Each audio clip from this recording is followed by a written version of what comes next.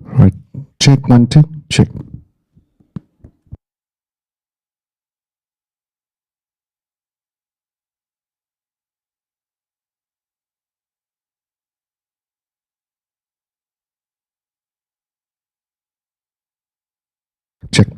Right, ji, Assalamu alaikum and a very good afternoon to all of you. My name is Samir, and on behalf of the Pakistan Pavilion at the Expo 2020, I welcome you all to this very exciting seminar on Nexus for Youth and Technology. Now, to speak on this forum, we've got two brilliant individuals sitting in front of me who really excelled in their fields and made a mark of themselves. So it's my pleasure to introduce you and welcome you, sir, Mr. Farokh Khan, CEO Onlineist, and Mrs. Tanya Chaudhary, CEO HCC Middle East. Without further ado, I'd like to request Mr. Farokh Khan, but before that, I'd like to give you a brief about himself. Mr. Farokh is an IT engineer of the International University of South Asia, specializing in media production from the National College of Arts. Mr. Farokh has over 15 years of experience in IT, design, and media marketing and e-business. He has helped several companies revamp their businesses by researching and enhancing processes. So without further ado, may I request Mr. Farokh to please share his experience and speak to you all. Thank you.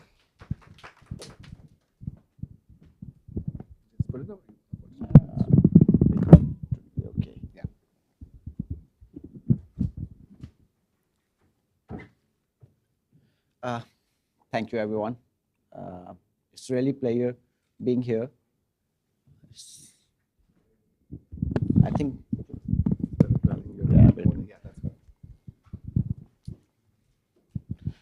Hi, can you hear me now? Better? Yeah. So today we are going to talk on the nexus of youth with technology, and it was something that we, as been part of being a youth in Pakistan, specifically have faced and gone through those phases, and how the technology has changed and evolved. What do we have now in current situation? It has actually improved a lot compared to the time when we were the one who were studying IT and technology and everything, the things that we lack at that moment. Plus, talking about a little bit about the opportunities that we have now and what do we need to see in the future. I came over here in Dubai and I start working with different organizations as an employee, and that is how you start with. And later on, with time, we establish our own company. We have our partners with me who decided that we should have some digital impression over here.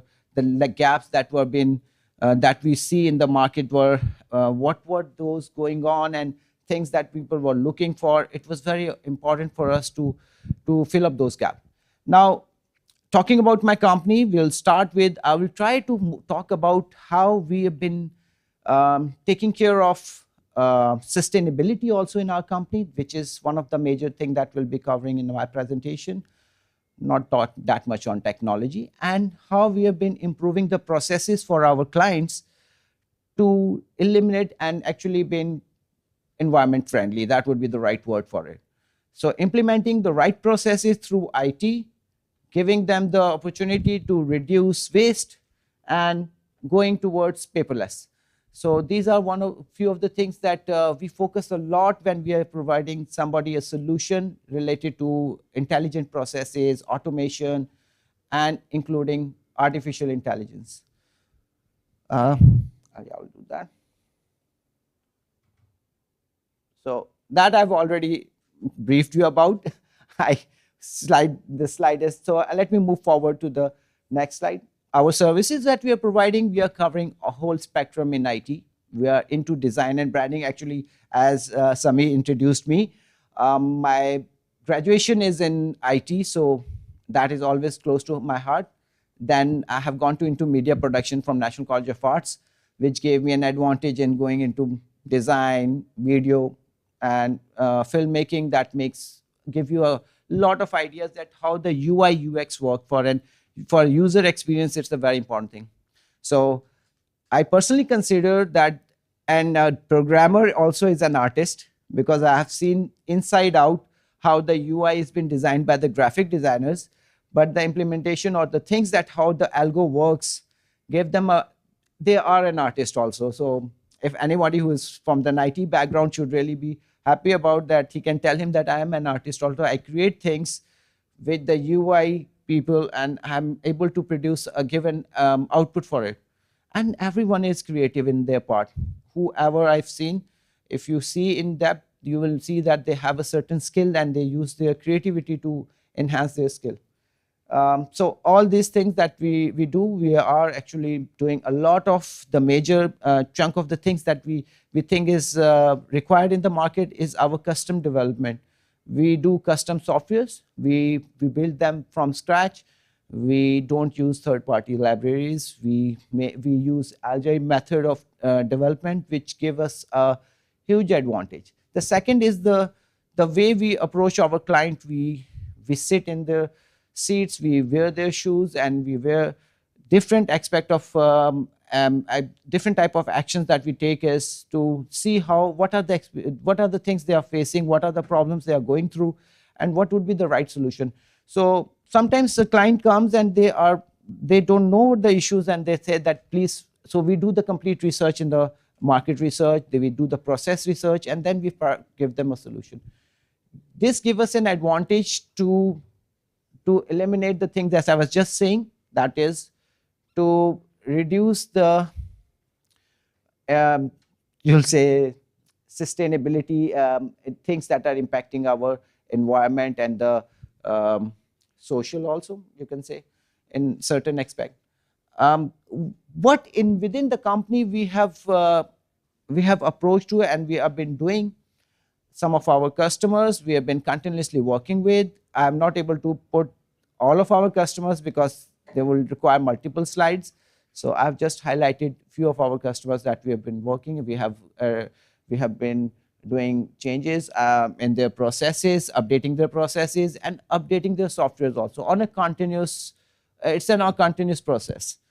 Software development, we do it completely customized software development, even from our design to our software development, both of the things go together. And we do the process with the idea, we do the rapid prototyping, and we do a very fast development. Our complete software development and our design house is in UAE. We don't do offshore development, so we are very close to the client to understand their requirement, to understand what would be the important things that they need, and our turnaround time is pretty fast in that.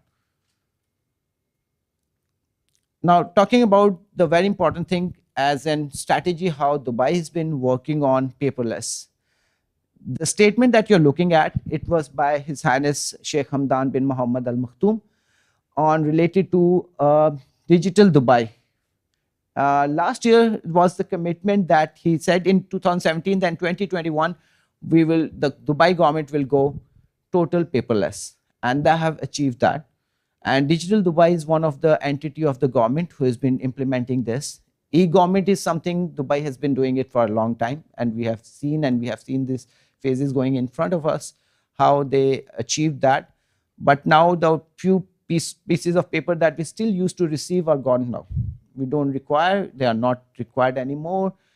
You can just have it on your phone. You can do everything can be scanned over there. So everything is done through digital. You have it over here. Now, this initiative, we already started doing it, and we are a totally paperless company. And this is not just a statement. We don't have a printer in our office. And actually, we charge our employees if you have to print something. That is how we did the implementation. There are certain things people think about doing to print. We tell them we will charge you for doing that. Implementing policy just to reduce the paper. So we are 100% paper. We can say 99.9%. We are paperless, and we don't print anything in our office. So that is how we have achieved it. We have been continuously doing that for past 3 years. Enabling, this is one of a very interesting thing. One of our, I could have mentioned a couple of my projects over here which have achieved a paperless processes, but this is an ideal that I can talk about. This is one of our sister concern product, Iskan. Iskan is an Arabic word, means housing. It's a community management software. We launched this software as a SaaS base, which is on a subscription. And right now there are, Alhamdulillah, we have around 15 community management companies using our software. This system has eliminated paper in processes from starting from e-services providing to the owners and residents in a community. You don't require to submit any kind of a paper. You will go online on your community web page. You will go for all the services are online, plus processing a community request, sending communication, and the most important thing are the contracts that you are doing with vendors. Our software was been recognized by Real Estate Regulatory Authority Dubai, and it was one of the highest ranked software in connectivity with Dubai government. We are currently, this software is connected with, because of this thing, we were been appreciated by the government. This software is currently connected with Dubai Economic Department, Dubai Land Department. So all the Ijari and ownership changes that happen in the land department automatically comes updates in our software. Then we are connected with Molak. We are connected with Emirates ID. So visitor coming to your reception of your building, he scan, he doesn't need to be logged in a register. He scans his Emirates ID. You at your home will also receive, and that your guests have arrived, you'll receive an SMS, while this log has been also registered in the system. So we have been continuously updating our software. We're keeping as much we can eliminate anything which would be an offline process, which currently doesn't come into my mind that there would be. All the tendering for your jobs for your communities has been done online. The economic department provides us with, we are connected with the economic department, so a company registered on ISKAN, all the commercial information of that company is automatically come into the system. So this, we have seen that this system, whoever has been using ISKAN has efficiently eliminated paperwork which has been going on, contracts, pile of things that you are doing for budgeting.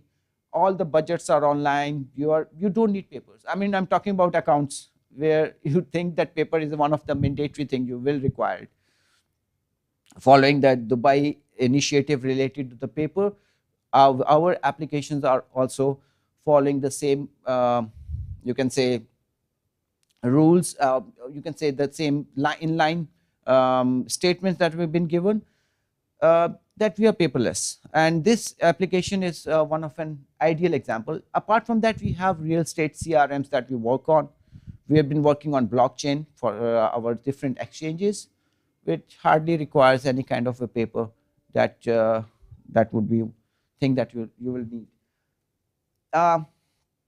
Second thing that we are doing in our company related to, you can say, social sustainability is our internship program that we do over here in our office.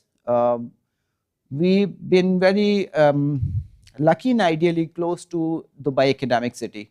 So we, apart from people approaching us, students who have been freshers and having a semester break approaching us, we ourselves also do talent hunt. That I will show you as an example end of the slide. So we have internship programs, that 3 types of internship programs, and tentative timeline. This has been by the government. These internships have been allowed, and it is an opportunity for students to go into different kind of companies to learn while they are studying. So we have for students, it's a 6 to 8 weeks where students in their semester term breaks, they come over, we give them tasks, we tell they've been highlight their interest, we tell them that, we even give them our feedback that how better they are or which field they should be moving for. Then we have for graduates, these are the freshers who have finished up their studies, rather they are having a break to have an internship and move forward for their higher studies, or they are looking for a job, which is ideal for us in a sense that sometimes we induct them in our company when we see that they are the right people that we will be able to invest, and we'll know that these people who are these students, or I will say the young people or the youth who are actually moving, they have very wild ideas which we really like. The thing is this, they have not have been any influence from the corporate world or from the real world that we after some time are actually been following, or we have been restricting ourselves. These guys don't do that. These students, they are young people, they have their ideas, they think that this would be the right thing, we can implement it, although sometimes we tell them that not exactly the way you would like to, but yes. And ideas are the main thing that I think that that counts. So they are coming up with great things. They are coming with, we have design visualizer, and I was stunned to see that we have some of the people who even have not the right studies backing them up, but ideas are not bound with that. Some are coming with their great research work that we have been funding to implement or actually to move forward with. Then we have externship, that some of the people, students who want to come and just to see, they are mostly coming over to see how the things work in a company. So it's a short term externship. They don't do any work, but they have a specific time that they spend in the office. Our last year internship programs, some of our interns who stayed with us and really performed, some of them are already our employees who are working with us. And we are pretty, I mean, this is an ongoing process and continuously going on. And we do that, and we welcome applications. But apart from that, we go to the institutions also. And I hear from somebody that there's somebody who has this potential as a student, or somebody is working on a research, we love to go and see, and we try to see how we can help them out in that. So as we talk about Future Starts Here, we are talking about our company. Talent and acquisition program is something that I was talking about. We do a process cycle. We try to approach, we go to the universities. More often, we, by mouth's word, we know about somebody who is talented. We do really meet them and try to get their ideas and things that what they've been working on. A small kid, we came to know that she's been very good in illustration and design, and she's A-level student, not even going in a proper art right now. She was actually asked now, might be going to a National College of Arts, but she spent time with us and with our visualization department. And believe me, I really thought that this is the right forum to show how talented she is and how she has shown her talent with the tools and skill of design and visualization. Second are our research and development. These two students, we choose them from Manipal University, just behind our office. These guys worked on amazing people with hearing impairment. They made induction sound for them to work with 3D printer. We have been totally backing them up and funding them for this. It's the thing they have created is affordable price, which right now it's very expensive in the market. And they are coming with their idea. They created an app and all that, and we've been working with them, and they're working in our company now. So when they started working on it, we were from the beginning start looking at it was their final term idea and process. We marked them. We told them that you'll have the right thing. And they were been actually very much appreciated by Dubai police. They went over there, they showed this presentation. So we really think that having have to tap the right people and the ideas that people have, they just need an opportunity and the right platform to express themselves. And believe me, everyone is capable of giving you a good idea and something that works. The only thing is this, they are not able to do the right forum, or they are not on the right platform. That is the only thing. Maybe you are not able to understand it, right? Because they might be talking about something else. Apart from that, these are one of the few, I personally feel, which is one of my personal, for Pakistan, I would say, government, few of the things if they can do and they should be doing is making it mandatory to have internships for all type of majors that we have. We know there are specific majors that people go for, especially for articles for the chartered accountants and for the maybe the uh, Bachelor of Accounting, the BCom, by Bachelors of Commerce. They have mandatory articles that they have to do internships and all that. But I think it should be implemented for more skillful education that we have right now, especially if it has been enforced for the companies and multinational companies to have their for all their departments have a different set of like month, 2 months or 3 months of experience is very important for them, the freshers, to go before they move into the to the real world to look at, to go through and win a good company. Because right now you have to search, you have to approach on a personal level or something like that for different companies to have that experience. This is one of the thing I think should be done. People in our society, students keep on studying till their last day of the university, and then they say we are unemployed. That is how our society works. I'm talking specifically in Pakistan, where they don't go into in a practical world. In West, students start to go to the to college. They start earning money doing all type of odd jobs. Give them an experience how to make and save and how to budget their earnings and live according to that. And this is an experience that our students lack. I mean, it's the basic experience they should have. So the last day in the university, then we say, oh, we are jobless now. That happens with us. And we have no experience of the market and how to go and earn money. So if they are doing different type of internships, this will give them a certain experience, give them a line to think that which is the right. I was just talking before the meeting with one of guests sitting over here. Believe me, he's an IT graduate and I'm an IT graduate. And the time I was been graduating and I was completing my graduation, I had no clue that I will be a programmer or I should go to NCA. I decided that after completing my graduation in IT. So that should not happen with people. They should already know that exactly what is I'm good at, and they should be choosing that path. That is what we do, and that is end of my presentation. If I think Sami would be doing some questions later on after Tanya's. Thank you, everyone.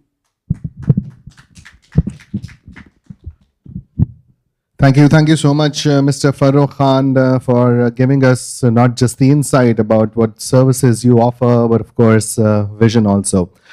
Ladies and gentlemen, I'm sure you all know that young people around the world have eagerly embraced technology, not just for obtaining information, but to communicate. And I believe youth, they're the most avid users of technology these days. Now, our second speaker to speak on this topic is Ms. Tanya Chaudhary, CEO, HC Mideast. Based in Dubai since 2006, Ms. Tanya Chaudhary heads HCC Middle East, a business tech corporation. Tanya has about 20 years of experience in legal advisory, compliance, and management across 3 countries, Pakistan, UAE, and Canada. In addition to heading HCC Group, Tanya serves as an advisor, as an adjunct postgraduate lecturer of law at the Middlesex University. So, ladies and gentlemen, before further ado, I'd request Ms. Tanya Chaudhary to come up here and share her experience.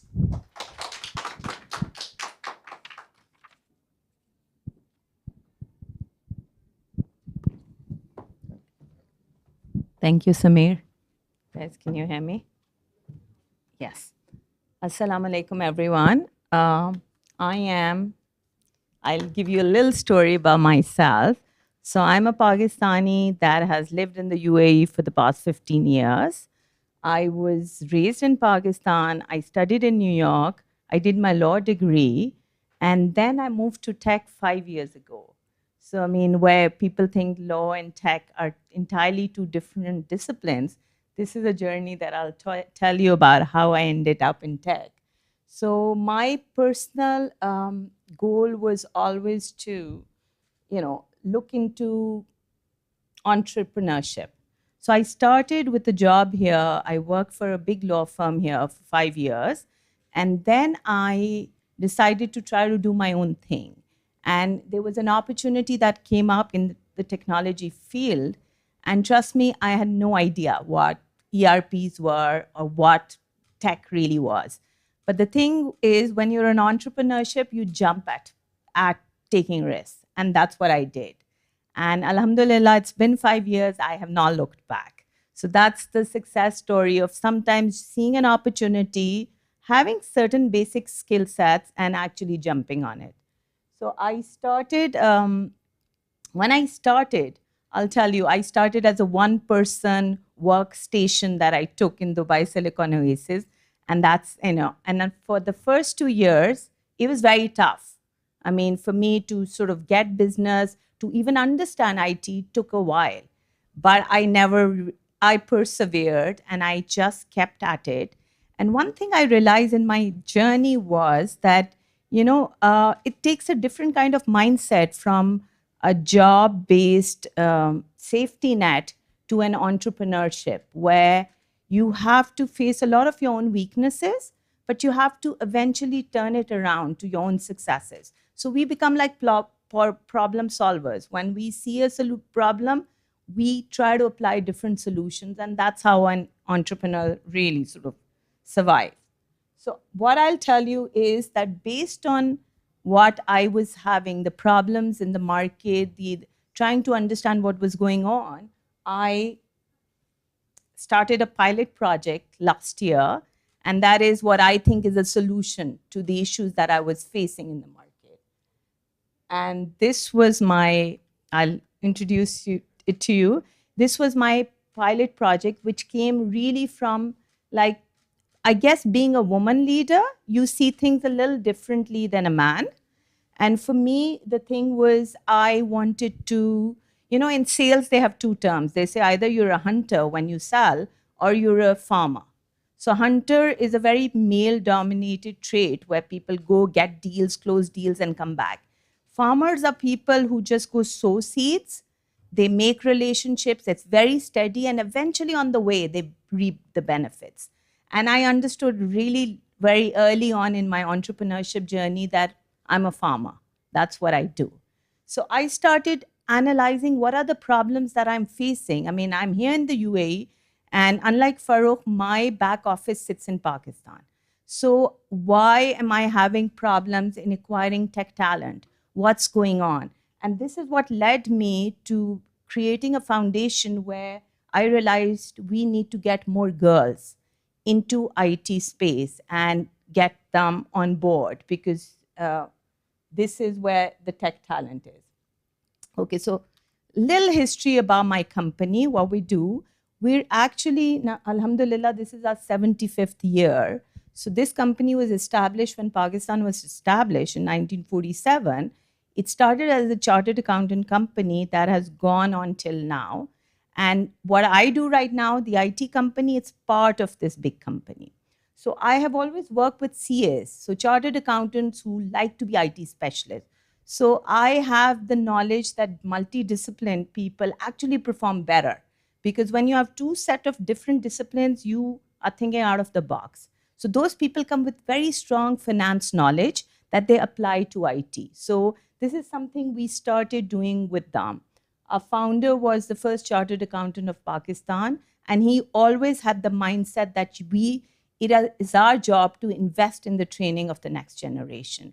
And that's how we went on. So when I started last year, I started looking for back office tech talent. My people, I started building a lab in Pakistan. I started building an advisory unit back office.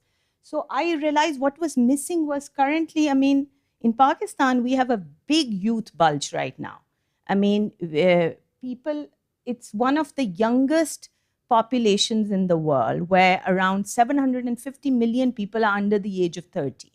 And when we're talking about people from 15 to 29 years of age, are the ones that are 1/3 of our population. So imagine what a young market it is, how tech, like they are tech, if they're not able, they are passionate about it. Everybody. So, and that's when I started to realize, okay, so 50% of that under 30-year-old is not represented in the workforce. So this is where I started sort of looking at my farmer mindset to think, how can I turn a problem into a business opportunity? What is it that I can do in my role to create something which will bring marketable vocational skills internationally and nationally? This is the group this is who we are. So we have offices here. We look at markets in the UAE, in Oman and Saudi. And what we do is we take projects here, and then we have back offices that do our projects for us. And that's how we run the show. So we have created a lot of international award-winning solutions that have come out of solely from Pakistan. We have fleet management systems. We have aviation systems that have been created right there, and we've brought them to the international market. So I understood that 20 years of being in the IT, there are lots of tricks of the trade that we can give on to our young people, and that's what we're trying to do here. These are just some of the stats which will tell you, but the basic thing that stands out here is that academia and industry are not really related. Like Farooq said, that when I did law, I went for articleship before I even entered the workforce. Till I could become an advocate of the High Court, I had to work on the job to learn my skill. But in IT, we do not offer anything like that, where it should be mandatory. Because how does a developer immediately till he doesn't understand the logical and problem-solving skills and real-life work? So these are the things that, so we started connecting the dots at the company is, how can we help? So this is, our aim is very simple, but this is what we're out there to do. We want to be the ones to help bridge this gender gap by 20, like as a company, in our own capacity, we are looking for that. And alhamdulillah, it's just been a year. And when we started this, and we've done 2 major collaborations. One is Namal University. It's a university started by Imran Khan in Mianwali. And what it does is it takes all the top talent of Pakistan in government schools, takes them for scholarships and puts them in this university. It is the state of the art, this university. I visited, I was blown away. I mean, they call it, it's going to be the Cambridge University of Pakistan. That's the level of quality of education that there is. So what they're trying to do is get people to be, so I picked up all the girls in STEM there, and I said, you know what, we offer you guys scholarships, and you come in and you sort of train with us. And that is, so the collaboration there is with Namal University, and this summer we also collaborated with TEFTA. It's a Punjab government's initiative in different small zillas, we call districts, to get top talent. So that is what we're trying to do in this thing. And this is how we work. So basically what we do is we provide full scholarships. So right after you graduate from, let's say, BS Computer Sciences or BS Engineering or even MBAs, we take those students, girls, we take them and we do a 3 months, very, very modern, like what is needed in the industry. So right now, for example, we're doing Microsoft .NET language for them. So for 3 months, we do that. We give them international certifications once they're done. We hire them, the Middle East hires them as internees to do the projects. They're paid for their job, but it's an internship of sorts. So once they've done that, then we have what you call is employer partners. So most of them we try to absorb as a company ourselves, but then we have employer partners like our clients who are always looking for tech talent, who will say, Tanya, what is your most brilliant developer there? And that's what, and the brilliant thing about developer is it's all remote. Nobody needs to be here, really, if it's managed. If you have a center of excellence and delivery, this is something we can manage really well for them. So it gives them an opportunity if they have cultural or social barriers, because these are girls, remember, from far flung. They're not just Lahore based or big cities, they are from rural areas as well, who've managed to get into IT and have done well. So this is how we have started. We've started in mobile application development, because this is something the girls don't have to work for anyone. They can work for themselves. There are platforms all over the world where people hire them for just an app, right? So this is what we try to do. We right now are targeting low to middle income girls and plus minorities as well. So for us, the aim is the most underrepresented in Pakistan needs to come up, and that's when we have the right level playing ground, for Pakistan. So this is the way we're actually working, and alhamdulillah, I have to say it's done well for us. So that's about the company. This I will just tell you in what we feel as far as UAE is concerned and as far as Pakistan is concerned. What are the three things that I see as an IT, person in IT, what's happening? Gender parity, we just spoke about. That's very close to my heart. That's one of my favorite SDG goals right now, is that, let the spotlight be on women for a change. Men have enjoyed that for a long time. Now we are the ones that may get into the boardroom, and you see that in UAE all the time. I mean, my husband works in Fab, and the CEO is a woman. And so UAE is trying very hard to do that. They know they have to change the optics before people start changing their narrative. And so gender parity is a big emerging trend that I will feel that, if the spotlight is on us, let's just make hay while the sun shines, right? So that's one thing we're doing. The other thing that you guys all are familiar with is work management automation. What's happened with COVID and the last 2 years, we've all realized that the rules of work have changed, right? The game is very different. So automation has really sped up in terms of data storage, security, in terms of platforms that they give us that we can be anywhere. This helps me as well, because the whole idea that if you can work seamlessly and you can deliver end-to-end projects, you really don't need bricks and mortars and places to be there. And that's what technology, that's the space to watch out for, is where we're also trying to build more applications and e-commerce and a lot of developments that we're doing. And lastly, I would say everything, whether it's transportation, whether it is a service, it is about mobility now. Most startups in Pakistan, and currently we've had an amazing 2021 where there have been 81 startups, bringing up around 350 million in revenue from all over the world. Those are mainly in logistics. Either it's banking or logistics. This is where they're trying to capture the market, because that is where the gap is. So as a woman, I would urge everybody to actually see the gaps first. What is the problem? Learn to love a problem in order to try to solve it for future success. So that's it from me. Thank you very much.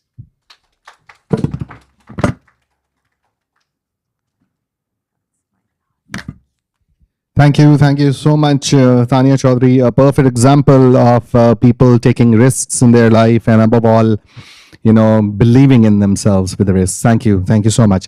Now, I have a few questions to be asked, and in the panel, if anyone has any questions, you're more than welcome to ask. My first question will be to Mr. Farooq Khan. Farooq bhai, how do you see the Dubai market heading towards sustainability? Can we have the mic, please? Yes. Thank you very much. Thank you. Well, Dubai, in this region, I would think Dubai is one of the, sorry, excuse me. Well, sorry. I think Dubai in this region and globally is one of the few countries who have thought about it and actually start implementing sustainability. We know Dubai is, specifically we talk about Dubai city or Dubai state, it's not an industrial state. And the mindset of people living in the third world specifically has that we have not, to be true, done the industrial revolution or been the most advanced countries in the world who have in late 80s and early 90s gone through all that, you can say, the on a war age of having a lot of um, you can say disaster in our environment.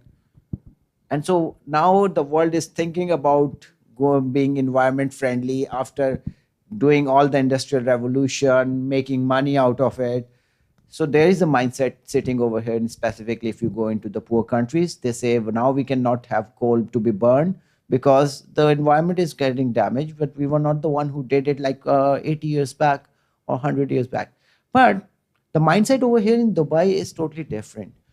Dubai, and specifically UAE, our special consuls have specifically had certain timelines and it's been set up how that they should be achieved. As I was mentioning in my presentation, paperless Dubai, the complete government will be going more than 1 billion papers would be no more used by the government of Dubai.